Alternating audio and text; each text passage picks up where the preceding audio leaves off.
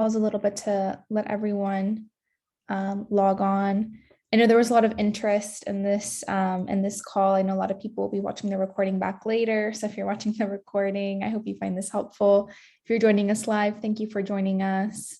We know that school leaders have a busy day.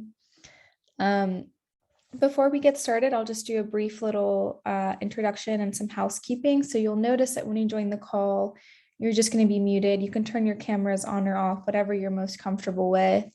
I'm sure there'll be opportunities for questions. You can also utilize the chat.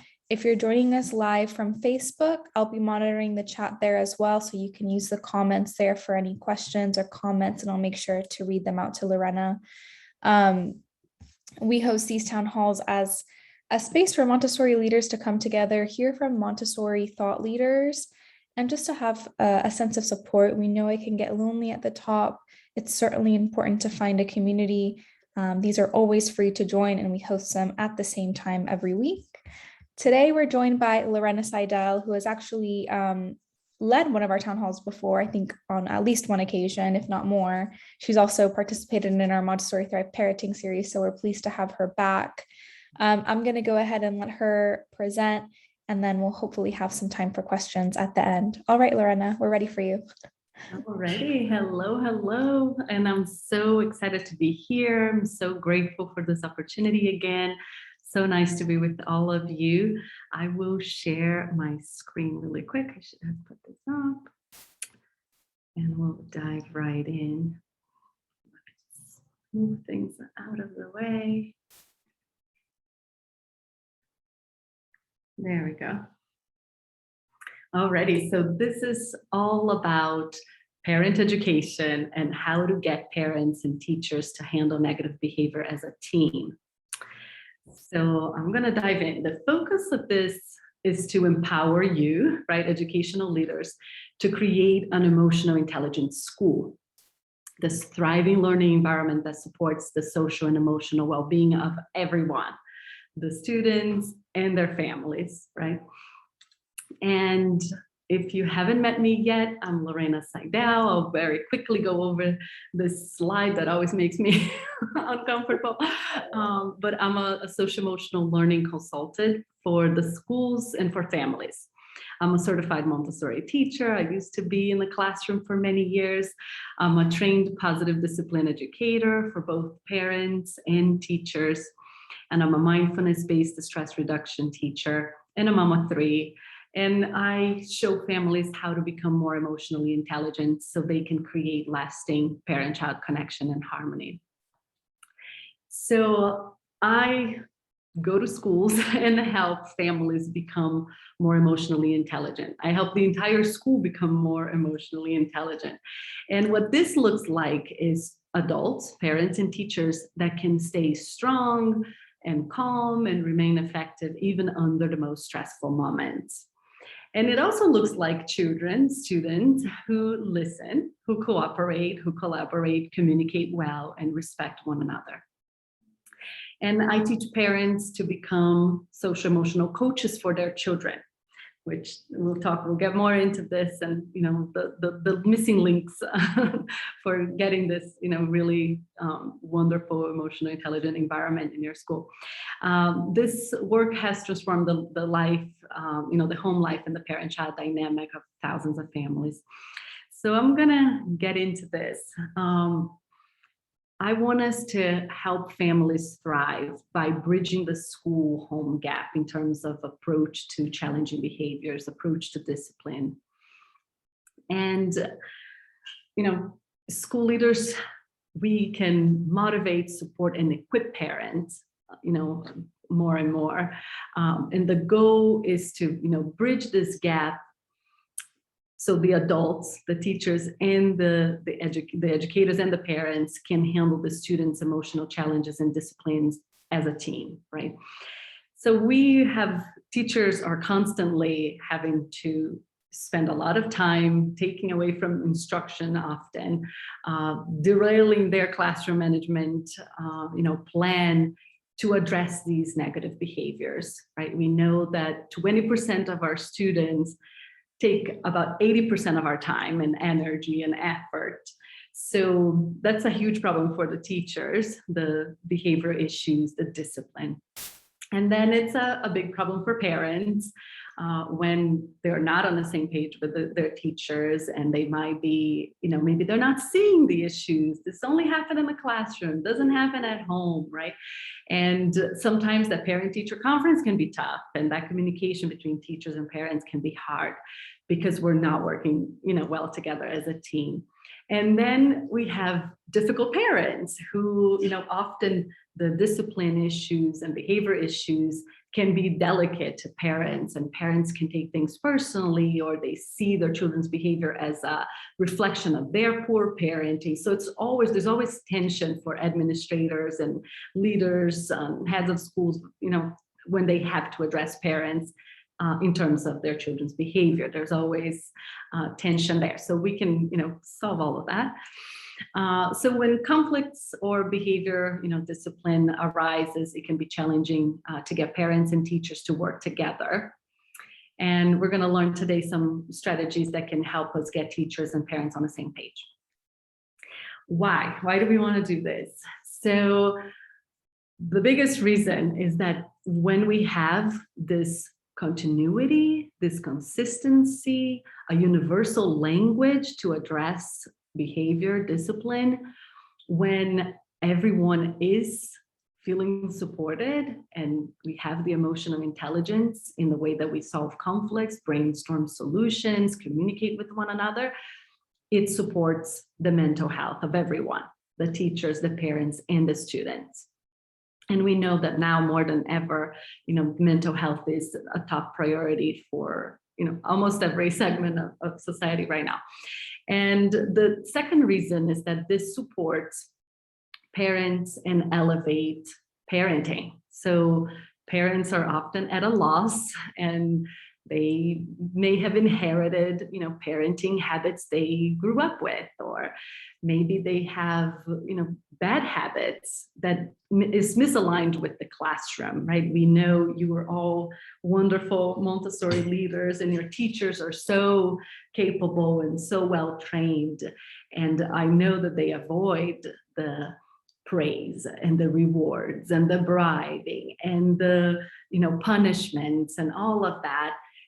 We already have that emotional intelligent model that we inherited from Maria Montessori, who was so ahead of her time, right? And so it's built in your curriculum. But parents are not in that same page, right? So supporting parents, helping them learn a different model, a different approach, and elevating parenting is huge. And then it also improves parent-teacher communication. So making those parent-teacher conferences a lot easier if everybody's on the same page, if everybody gets the same language, everybody's talking about the same thing and wanting the same results and same outcomes for their students, for their children. And then it also equips, your social workers in your school, or your school counseling, or your school psychologist, or anyone who is working with parents and children, right? They can be better equipped to navigate. Often what we have is our professionals are great at what they do, and if they are great at working with the students, it doesn't mean they are great at navigating the parent relationship and translating in just understanding the parent piece of it. They're not parenting specialists, right? They're great at the areas they work on, but sometimes when we have to put everything together and bring everyone into the same game as a team, it can be hard to put these pieces together. So when we do this work, we equipped everyone. And then we also remove burden on the staff, because sometimes parent education kind of falls on the teachers. In many schools, the teachers end up presenting a workshop or having a, an open house, and that's something else on their already, full plate. And, not all of them like to speak or feel comfortable engaging with the parents. So that's another reason why this is important. Okay, so a few other things. When we have this integrated parent education and we bridge the gap and we're working all well together as a team, it helps with the shared vision. So what we want teachers and parents to share is the vision, right? And to me, the vision is, I believe in this world where children experience such healthy, peaceful, positive childhoods. And we want world peace, right? We hear this all the time. It sounds so cliche, but it really starts with peaceful homes and peaceful classrooms, right? We can get world peace if we can even have a peaceful conversation in our own houses with our own family, right? So it starts there. And if we can get this right, like one generation that gets this right, we will raise these amazing human beings who are so emotionally equipped that can heal humanity. So that's my shared vision, but I know each one of you have your mission, right? And your school mission and your goals for your students. Having the parents and the teachers not just understand that mission, but working together towards that mission is, a big piece of this work. And then we want this well-structured parenting education plan that elevates, parents' emotional intelligence so they can be more emotionally stable. And then that means easy parents, that are coming into your office or coming through your doors. And it makes makes life easier for school leaders, for teachers, right? If we have these parents who are more emotionally intelligent. Now we think of emotionally intelligent students. That equals better behavior, right? As the skills go up for our children, the social emotional learning skills, the emotional intelligence goes up, the negative behavior goes down. There's a direct relationship. It's a science. It's like a math equation. So we have these emotionally intelligent students, which means they are behaving better. The classroom management goes more smoothly. The instruction is more successful. And then there's more achievement, which is what teachers and parents, everybody wants, right? And parents create more meaningful change in their family dynamics when they go deeper into strategies, coaching, and implementation. What schools have told me after working with hundreds of schools, mostly Montessori schools, but also public schools, is that they have a parent education plan and they try to get teachers, parents on the same page. They try to support parents, and they even hire these wonderful speakers, experts, authors to come, and maybe every month someone comes to give a talk, a parent ed talk. What they've noticed is that these talks are very random. It's always a different topic, and it's super inspirational, even informational, but it's not transformational. And it's a bit disconnected. They hear something one month and the next month it's a different topic. It never goes deep enough. It's shallow because everybody comes in with their signature talk and they're talking about their book or they're talking about their wonderful work, but it's at a surface level. Nobody has the chance to go deeper with the parents. So when you have this integrated, joyful parenting, educational, piece component in your school, then, it's not as random, it's not as disconnected, it's not as shallow, and there's follow-up, there's follow-through, there's implementation, there's accountability, there's coaching that's happening throughout the year, right? It's not all pieced and chopped up. Well, this work is also important because the entire school community of students, teachers, parents can receive knowledge and skills to interact with one another in a way that supports and respect, mutually supportive and respectful. And so they can achieve these win-win solutions. They can create the consistency and discipline, and they can adopt a unified, universal message within the community. And then the last reason, most importantly, this, when you have this integrated parent education, this methodology that I will show you in a second, allows adults to help students develop the emotional intelligence, the health social connections, that invincible mindset and unshakable sense of self, which now the research actually tells us that 80% of our children's future success, of our students' future success will come from right in between their ears. It's their mindset and their emotional intelligence. So if 80% will come from that, right? We really need to give them this invincible mindset, this unshakable sense of self, which now we know is what greatly reduces the risk of many problems that our youth face today, like violence and prejudice, racism, drug abuse, suicide, low motivation, low achievement, low self-esteem, and on, right? So this is the antidote to a lot of these, future problems. Oh, well, so I call this an evolutionary parenting mindset that we need to help our parents develop so they can stop surviving parenting and they can start thriving at it. And really, who's going to help you with this? Of course, we need to get the teachers all, to work together to support the parents. I feel like there's this line of attack, right? And we're kind of, behind the lines, but the teachers are right there in the front. So I structured this, the content with, around 4 areas of parenting that we have to evolve if we want to have this lasting, parent-child connection and harmony. And it looks like this. So the 4 steps is first the evolutionary parenting mindset. That's like 80% of the work. That and the emotional intelligence, which is step 4.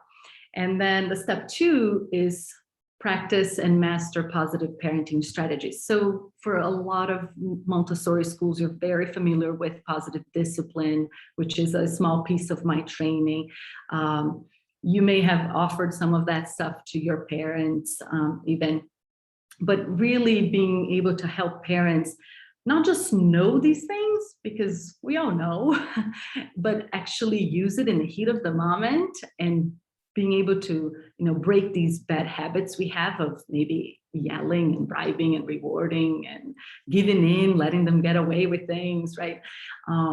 To break those habits, they really need those positive parenting strategies mastered, right? Practiced and mastered. And the 3-period lessons, we'll show it to them. And I feel like a lot of the parent education does that first piece of we present the lesson, but we don't help them practice it, and then we don't help them master it, and then eventually, show it to someone else like we do with our kids in the classroom. And then the step 3 is we need to create, and then we need to sustain connection, and then we need to repair connection. Parents are okay with the creating part of it, creating the connection with their kids, and teachers, can help parents on that easily. What's hard is helping parents sustain the connection with their kids and then repair it. Things will inevitably break down, right? Just recovering it from it without a lot of emotional harm, being caused. And then the 4th step is the becoming an emotionally intelligent family. So the goal is for our schools to, our teachers and school leaders to get really good at these 4 steps to support the parents and give the parents a whole lot of coaching and resources and all of that. So what we typically have is these 4 obstacles. So parents are facing these obstacles, teachers are facing these obstacles. So the adults face at least one, but most likely all 4. The obstacle number 1 is that we are often not in the right state of mind to be able to connect with our child or our student, to coach our child, and to use better discipline tools. So in that heat of the moment, even the best of us, even our teachers who are, so sweetly trained to be so sweet, calm, and patient, we can be in that, not so good state of mind. And then we end up, disconnecting, having a hard time coaching them or using a better approach. But parents for sure are dealing with this obstacle, probably way more than our teachers. Obstacle number 2 is that we don't know exactly how to replace the unproductive parenting tools like yelling, threatening, punishing, rewards, permissiveness. And teachers don't know exactly how to coach the parents in doing that. We all know that, there are better ways, but we don't know how to communicate that as teachers to our, body of parents. And then when we do, it's often awkward, and parents might see that as, oh, you're trying to tell me how to discipline my kid or how to raise my child, right? So there's a way to go about that when you're on the same team and you have all this that is so smooth and beautiful and positive. The obstacle 3 is that the adults don't know how to sustain the parent-child connection for longer periods of time, and they don't know how to recover from breakdowns. So those breakdowns happen in school between, maybe it's a peer conflict and then parents get involved, right? It might be children, the student who's disrespectful to the teacher, and the teacher is, taking some measure, and the parents don't agree with that. So I've had it in my years of, being in the school. There was the teacher that thought, maybe the child could go sit in the cubby room for a little while to cool off, right? And the parents saw that as a punishment. That was a timeout, and there's conflict. There's so many of these situations throughout the day where parents and teachers might not be seeing eye to eye in terms of like how to recover from these breakdowns, how to reconnect with the child. And then the 4th obstacle is that we, the adults, we often are treating the misbehavior without addressing the root of the negative behavior. For teachers, this can be a challenge because often we don't have the time to dig in a little bit more, to get to the bottom of things with all the things going on and having to accomplish so much. Sometimes we miss things, we didn't see exactly what happened, and it's hard to make that. And we are just, having a challenge with that and getting hit with the same issue over and over again. So some classrooms, the children are just in the bad habit of not listening, and they are, the back talking or power struggling, or there's tantrum, there's things happening. And these teachers are dealing with this again and again and again. Right, some of those children come with these repeating offenses, right, again and again, and the teachers are not getting to the root of it. That's why it's still happening. If they have gotten it to the root of it, it would be solved by now, but still going on because they haven't got to the root of it. So teachers have that issue, but parents, of course, even more than teachers, because often they're less equipped or got less training. So they too are just trying to figure it out, a tool, a tip, a trick, or something to end that sibling rivalry, to end the tantrum and the whining, but they're not getting to the bottom of it. So these issues are happening at home, and they're contaminating and coming into the classroom as well, right? And that takes a lot of work and time and effort from everybody. So these are the 4 obstacles that adults face when it comes to that adult-child dynamic. And it creates this negative cycle. So we're in a poor state of mind, and these everyday parenting challenges, or teacher-student challenges, all the negative behavior that our kids are expressing makes us feel tired and stressed and triggered and frustrated. So we end up interacting with the child in a poor way. Maybe we shame, or we blame, or we give in, or we are bribing, or we check out, right? We ignore that behavior. And what that happens, it creates disconnection. And then this disconnection promotes the lack of cooperation, lack of collaboration, lack of listening, lack of respect, lack of trust, lack of kindness. So we're seeing that, parents are seeing that mostly. And then it takes us to, because now the children, it's inviting all of these negative behaviors. So now we are chasing our tail. We are putting out fires all the time, and their teachers are putting out fires all the time. Those are the very things, we're not getting to the bottom of these behaviors And then these behaviors are the very behaviors that keep us tired and stressed and triggered and frustrated to begin with. So we go around and around in this cycle. So, after working with thousands of parents, I identified and picked up on this, it's like, wait a second, there is a cycle here that all the parents are experiencing. And we need to break this cycle, but not just break it, we got to replace it. So we work with these 4 pieces, right? The 4 steps, which essentially they are all those 4 obstacles flipped on its head, right? So if we're not in that right state of mind, we developed this amazing mindset for ourselves, and we coach our children and help them develop that great mindset. We learn the strategies, but not just intellectualize it. And sometimes we even have the sheet of all the tools and tips and tricks, or the statements even. I remember giving parents like you shouldn't be telling your children, you should be asking. And here's the asking statement. And they have it, but they're like, in the heat of the moment, like it's there in my refrigerator, but I cannot access that. Like I am in the heat of the moment, it all goes out the window and I resort to what I know. So, supporting them in that. And then if the obstacle is that disconnection, of course, we work on the creating, repairing, sustaining the connection, and then becoming this emotionally intelligent family and emotionally intelligent classroom. So that brings us to this, this better mindset, better strategy, better connection, and better emotional intelligence will really be the difference that will make the difference. These are the things to really invest on and focus on if we want to, build this family school unity. I hope this is making sense. So here's what happens. So we create this positive cycle once we put these 4 steps in place.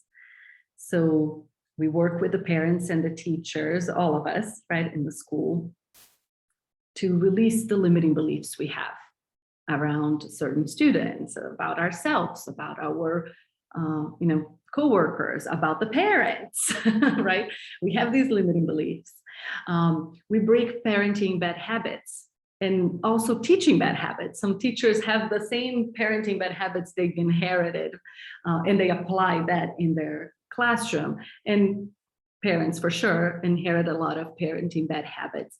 And then we look at patterns of reaction and interaction. So some of us are controlling, some of us are permissive, some of us are punitive, some of us are reactive. We snap at the kids, we are rough with them, right? We've seen those teachers and we've seen those parents in the hallway, right? So we come with these patterns. So we look at these patterns of interactions, right? We do all this inner work to sort it out and rewire ourselves, reprogram ourselves. And then teachers and parents can access the better strategies. Even if your community of parents know these strategies, positive discipline strategies, your teachers know, and they knowing it's very different than being able to access them, even in the heat of the moment, under pressure, under the stressful situations. So then now they can act and react and interact with the children in a more positive way, in a way that creates connection. It's that connect before correct model of strategies. That will create the connection. Connection invites the listening, invites the respect, the trust, the kindness. It's the antidote to negative behavior. And you probably heard positive discipline people say that children will do better when they feel better. Teachers will do better when they feel better. Parents will do better when they feel better. We all will do better when we feel better, right? So now that connection piece is there. And think connection, when I talk to you, it's not just the adult-child connection, but it's also the connection now between teachers and parents are there in place, right? So you have the connection at all these layers and levels. So now everyone is learning these emotional intelligence skills. the classroom is an emotional intelligent classroom. The families are having their family meetings. They are implementing these models at home. Children are getting that consistency. Teachers address the behavior here in school for all these X amount of hours, and then they go home, and that doesn't go to waste anymore because the parents pick up from where the teachers left and give continuity to that in the same way. So the child comes back the next day and the behavior is improving, the communication is flowing, everybody's looking eye to eye, teachers and parents can have this very positive, great communication or conferences. So everyone is calmer, happier. Things are more like of a well-oiled machine between teachers and parents in that classroom, and the children are responding to it. The children are getting all of that. No more mixed messages, no more inconsistencies, no more being disoriented. So there's just less issues to deal with, both in the classroom and at home, which means that parents and teachers have more time, more energy to keep rewiring their mindsets, and they can get into these positive cycles in the classroom and at home. All right, I would love to hear some questions if you have, if this is landing well. I see something in the chat. If you have questions, post in the chat. If you also want to put in the chat like your biggest struggle right now when it comes to the parent education piece, I would love to hear that. And I will just fly through these next slides so then we can have a conversation, we can ask questions. And so what I propose to all of you is that you have this parent educational workshop series, and that you either have someone like me come to facilitate this workshop series, or that you get some of your handpicked faculty to deliver these workshops.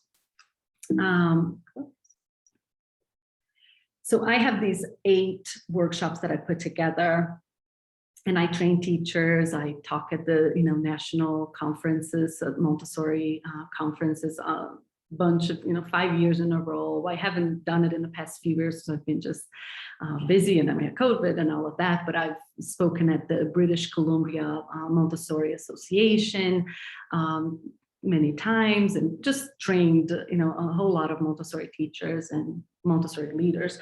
And after working with all of them and working with the parents, thousands of parents, I developed these 8 workshop series. So you can have an entire year of parent education done for you with going deep. So every time they meet me or whoever is presenting, they can develop that relationship, they can go deeper, they can have continuity, they have follow through, follow-ups, implementation, coaching, all of that, right? So one of them is the evolutionary mindset. It's like helping parents go from yelling to responding calmly to their kids, so they can break the negative cycle. And that's create that positive cycle.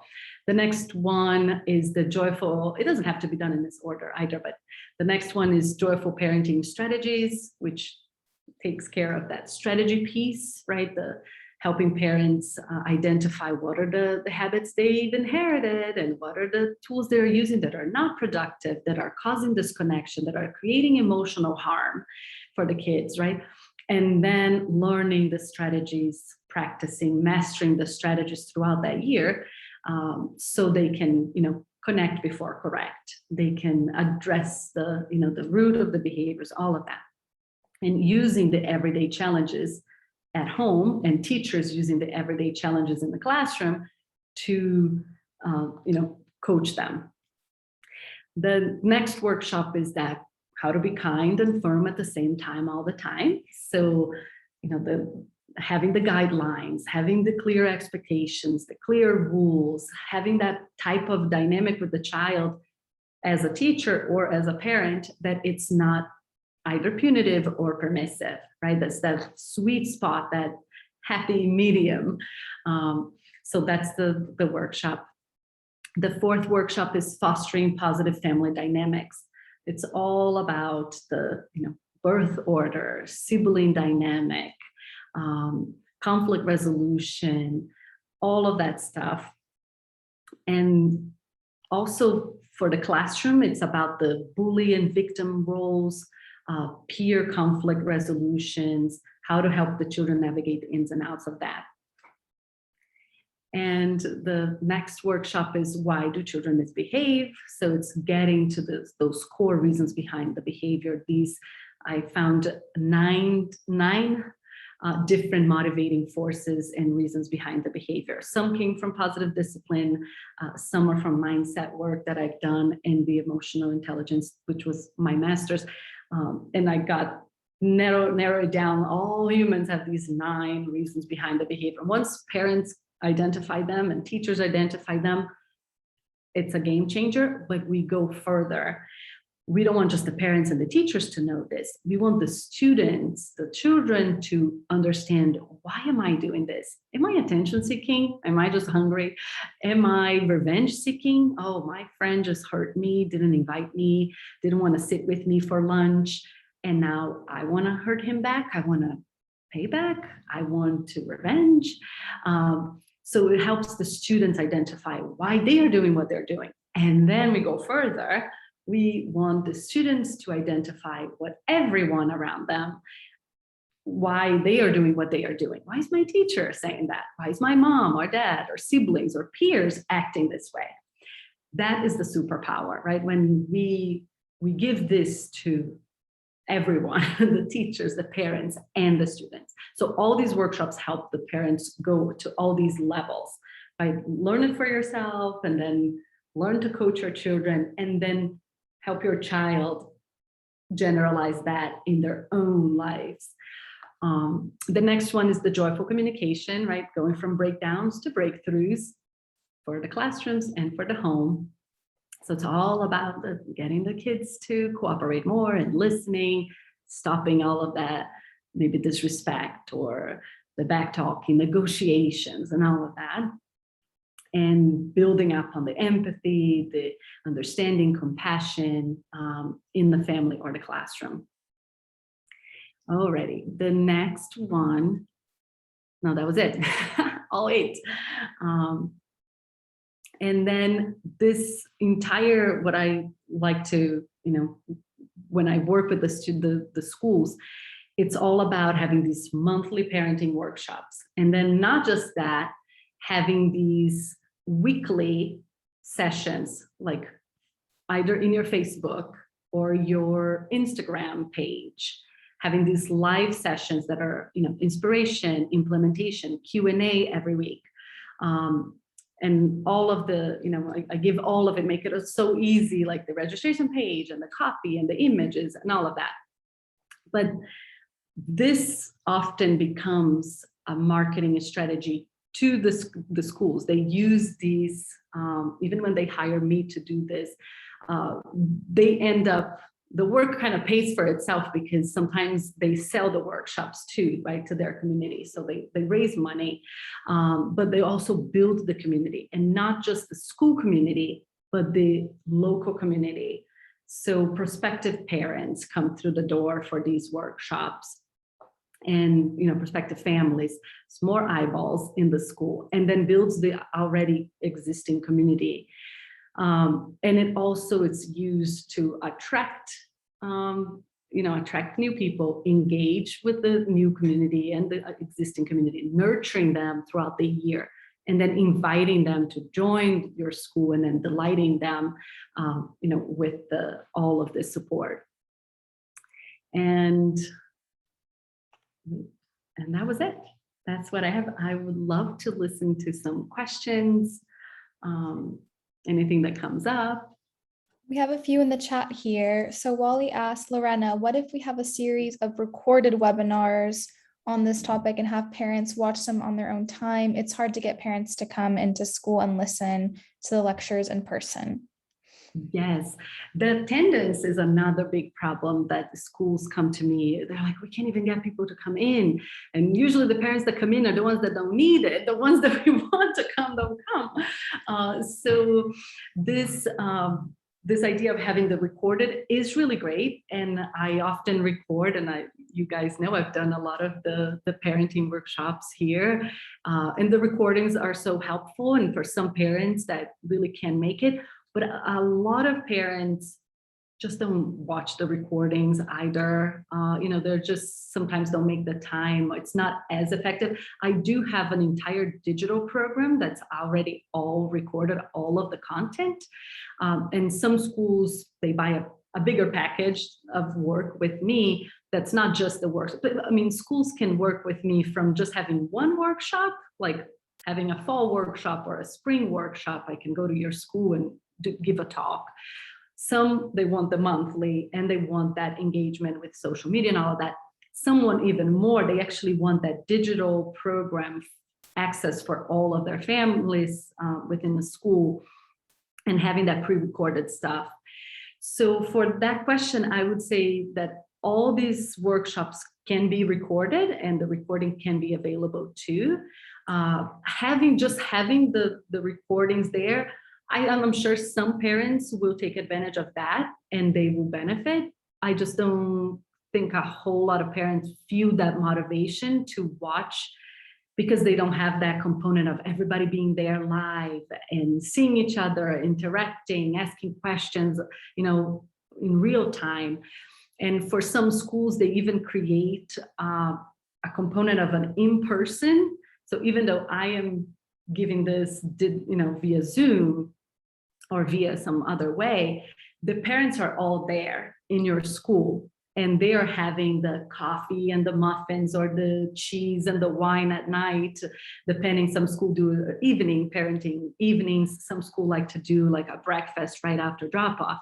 So I show up there, but the parents are all together and that togetherness is happening. That community building is happening. And then they just see that they're all facing similar issues. And now they start to feel closer to one another. So it just builds it differently when it's live. I hope this helps. I know, just to add to that, some schools were having similar issues. And we had a conversation about this a while back in our Facebook group. And there were some good suggestions. Some schools, they make it mandatory by just having a parent agreement to where when parents join your school or enroll, they have to sign a paper basically saying that they will participate in parenting calls. If they're watching the recordings, some schools will have them fill out like a 3-question questionnaire and turn it in by a certain date just to confirm that they did watch the recordings and participate. And then another school does a more fun approach as well of entering everyone who attends into a draw for a special prize. So that kind of encourages attendance. But yeah, it's hard to get everyone on board. So I don't know if anyone else has any suggestions. I was also going to say that once they see that this has there's sort of a linear, it's a bigger plan, it's just a one-off talk, they get the importance of, oh, I don't want to miss, like we're building on something here. And with every meeting, we go a little deeper, we approach a different topic, but we're building something up. And the way that I present to them, I talk about, it takes 21 to 28 days to break these bad habits and put new habits in place. And then takes about 90 days to become a lifestyle. And then a year, right? Like they want to see that there's a need for this like repetition and for them to work and practice and then master, come back, try out, implement on their own, come back and tweak things. So every week they go home, with those weekly meetings, they have like few action steps. It's just a little boost for them. It's like 25 minutes, 30 minutes that we get together, but there's some accountability, like, oh, what are the steps you were working on and how did it go? And what are the steps you have for this week? And we do very engaging and fun. Like I just got out of, right before this, I had a group of parents from one school and they were doing this like parents helping parents problem solve session, which they bring a topic And it was a family with 3 kids. One had a birthday. The other one, who didn't have the birthday, of course, wasn't happy and sabotaged the whole thing, was trying to ruin, had a tantrum, was popping the balloons, ripping the decoration, right? Like typical. And then the parents actually get to all role play, and they switch roles. They take the role of the child. All the parents are playing together, brainstorming. So it is fun and engaging. And I think that, parents just love that, opportunity to practice the stuff right away, use the sentences, kind of like do that rewiring, like right there on the spot in real life. Was there any other questions? I talk so much, I know. Yeah, there's a question here from Frozen. Do you provide a workshop on toilet training? Oh, that is so funny, because I do have in my book, there's a little chapter that's just potty learning, not potty training, doing the, the Montessori way. So parents can, apply some of the things we are using in the classroom, right? From the time the child is ready to walk, they can start learning that, the potty learning skills, and helping, put their pants down and take their own diapers, not having the, the changing table in the bedroom anymore, switching things over to the bathroom, changing them standing up, like all of that stuff. So I don't have one in those 8 series that address that, but that topic always comes up throughout the year in those weekly sessions. Like someone is going to ask that question. Someone is going to ask about mealtime hassle, bedtime hassle, getting out of the door in the morning. And then I give them, but I also, can always make up a different workshop. So just like I did for you, I think we did the tantrums and defiance. So some schools, they want more, right? So then we can work together to, modify some of this and like create some new content. So we can have things like bedtime routine workshop just for that, where they can create their charts together. So I've had schools that wanted to have a Saturday morning, like, parents come into the school and they all put together their charts. So we can definitely, have things like that. I don't, have one that's particular for the potty training, but I definitely could put something like that together too. Frozen says, that is great to know. Thank you. We have another question here from Ryan. How can we better implement consistent practices across split households? Ooh, this is a really good one. Yes, and there is a piece in my program for blended families and for families, divorced families, or families that are not together. So there's definitely getting parents on the same page.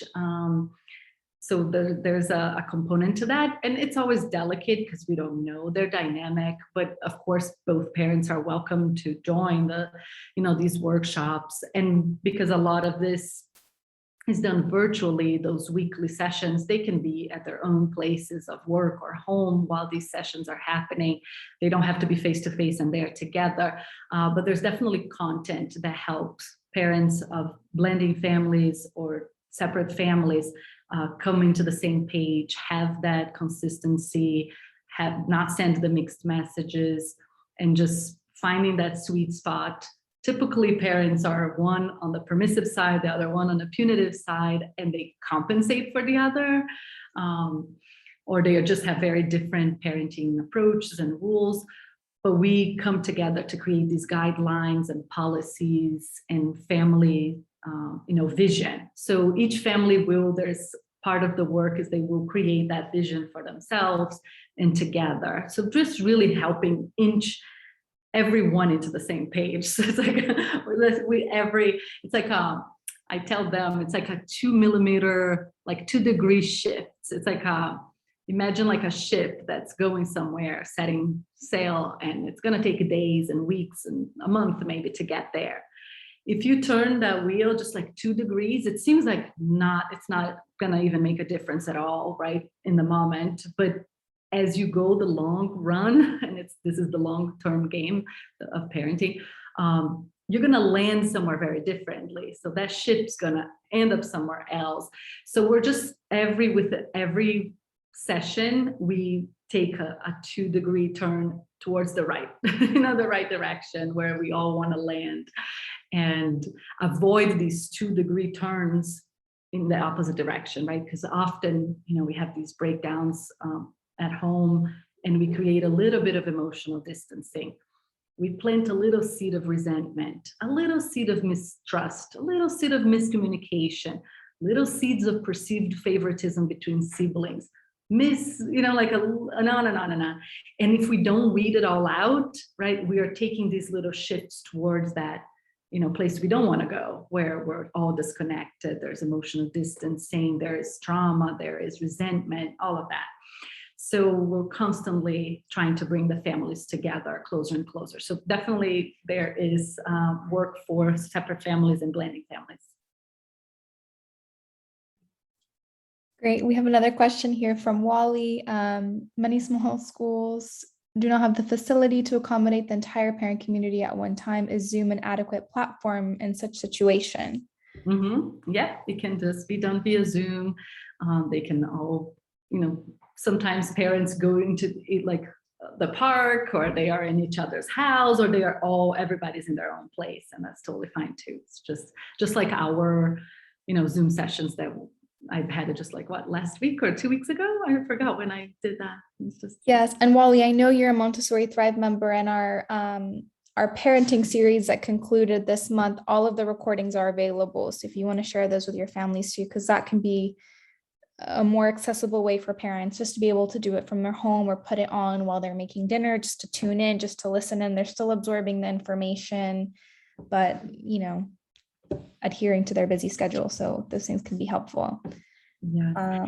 I forgot to say, there is also another part of a bigger package type of thing. There are days where the entire family comes together into the school, and we do like an assembly style. And it's just like those, weekends when the parents sometimes come to the school to clean up the school, or they come to the school for a picnic or for something, right? It just becomes one of those events in the school. But the families come and we do family meeting style sessions. So it's these games, like emotional intelligence games, communication games, getting them into the same page type of games. So that's something that some schools also like to offer. It's these, family events where it's emotional intelligence event for the whole family. That's great. Does anyone have any questions? Are anyone here specifically dealing with any parent-teacher issues that they need some support on, or just want to ask for a second opinion on? While we're here, we've got a few more minutes left. I'm also going to drop here in the chat Lorena's website if anyone wants to reach out to her or get in contact with her about these parenting programs. You can check that out. I can actually also give you a link to my calendar. If any school is interested in booking a conversation, just to kind of create a game plan for your school. I only work with so many schools, but I do have three spots I could take for 3 schools. So I opened a few spots here on my calendar. Let me just grab that link, and I'm going to drop it here in the chat if anybody wants to. And then for those of you who are Montessori Thrive members, I think Lorena has participated in 3 of our parenting series now. She's given really good presentations. You can always send those out to families. We have some workshops available in our resource collection. I'll drop the link to our Montessori Thrive website as well. So if you're a school who maybe is just starting out with parent education, or wants a program that they don't have to plan, we already know that as a school leader, you have a very busy schedule. We have a bunch of parent education resources available. So I'll drop the link to that as well.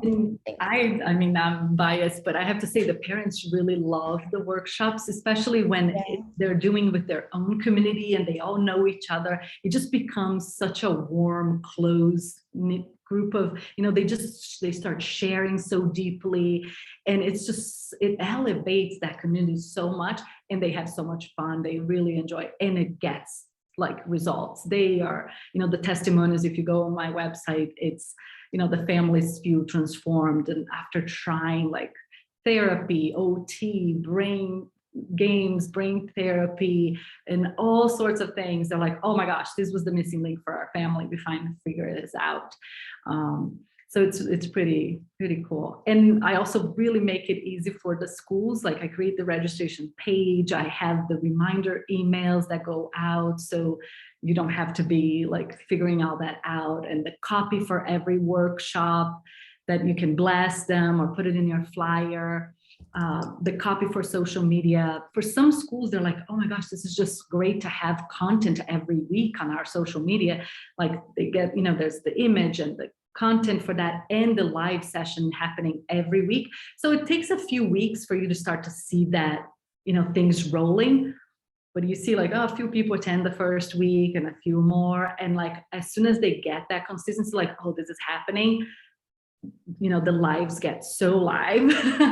And then so many, like they just build their following and they're just like, okay, it's like someone else putting content out for me. And I don't have to, to do that. And it's community building and it's attracting more people. It's nurturing them, engaging them. And they really feel delighted that they're like, oh my gosh, the school that, provides this level of support and resources, it's unmatchable. I think what's really special as well, and that I've noticed about even just doing the virtual ones, if you can do in-person ones, great, but just having a sense of community is it makes those difficult conversations more approachable and easy, because when you have a one-on-one conversation with a parent that has a child with some behavioral issues, they feel singled out, they get defensive, it's a difficult conversation. When you're having it in a group session and then another parent is like, I have that issue, and then another parent says, I have that issue too, all of a sudden the walls start coming down and the conversation becomes less tense and people can giggle about it and relate to one another. And I've seen that in even the Zoom call one. So it definitely helps with those behavioral issues and having those challenging conversations. It's a lot less awkward. It is. It's so much less awkward. And parents also love to see and to know that teachers are getting the same content. So teachers are invited to join the workshops as well, or watch the recordings too. And when they see that, they're like, oh, we're all learning the same stuff. We're talking about the same things here. We're all approaching this very similarly. It does give them that reassurance. They feel, because teachers feel like, oh, we do such great work here. Our kids are polishing things on their own, making snacks, slicing bananas, doing all on their own. And then we see them being picked up and the parents are like holding the backpack, carrying their jackets for them. And we're like, oh no, it just all went to waste, right? So the teachers feel good to know like, okay, parents are gonna be doing the same stuff we're doing here. And parents also like to think like, oh, we do such a good job here. And then they go to school and things are different there. So then we eliminate that problem. Parents feel like, okay, all of these strategies we're using here, the teachers are, keeping it up there. So it does feel reassuring to parents and to the teachers to know that they're going to be working together. Any last minute questions? We've got 2 minutes before we wrap up. I just want to say as well, I plan these town halls. If there's ever a topic as a Montessori school leader that you'd like to see at one of these future town halls, please let me know. I dropped my email there. You can reach out to me and request any topic that you'd like to discuss, any school leadership topic. Next week, we're going to be joined by Rena Morgan, who was a Montessori leader and now works as a consultant for Montessori schools. And she's going to be talking about cultivating community, attracting and retaining families and faculty at your Montessori school. So if that's a topic you're interested, you can join us next week at the same time. I'll pause one more second to see if there's any last minute questions. I know everyone has a busy day. All right, well, thank you so much, Lorena, for a wonderful presentation and your time. We really appreciate you being a part of our community here. And thank you for all of you who joined the call. Hopefully you found this helpful. Thank you so much. And thanks everyone for being here. This is always such a pleasure and an honor to be with your community. Thanks. All right, take care, everyone. Thank you.